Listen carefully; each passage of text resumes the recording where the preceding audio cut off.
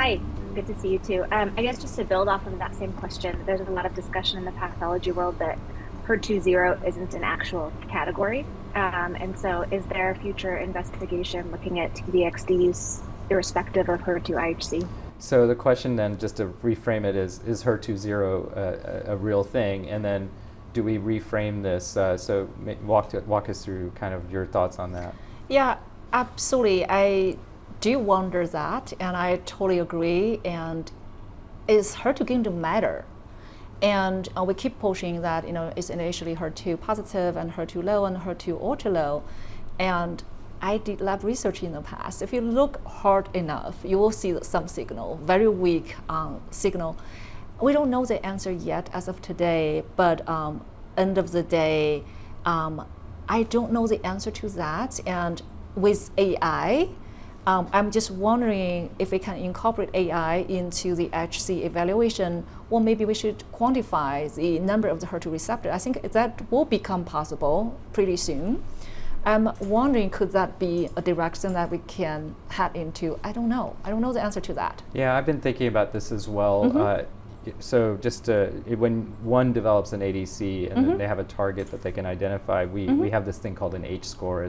I'm not going to share the formula with you, but across a spectrum of up to some quantitative number, you have very high levels of expression and you can get down to very low. There are patients that truly have no expression.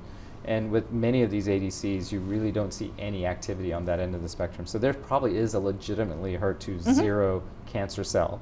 But the tissue itself, you may have groups of cells that are slightly positive and others that are not. So there's this level of heterogeneity, and that might be positive. I guess there's a chance that every cell is zero, in which case these drugs probably don't work well.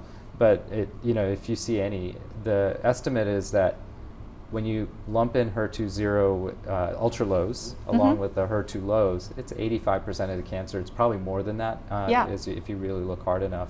But yeah, I think it's still an open question. Yeah, it's still a question, but as of today, we still need to prove there is some HER2 signal, and it need to be ultra low for me to offer the medication to my patients. But my experience has been the same, that it could be zero by HC and negative in the past, but along the way, and it can become ultra low or even low. I truly agree to that. I probably only have very few, maybe one patient or two, that I absolutely cannot find any HER2 signal throughout the cancer history.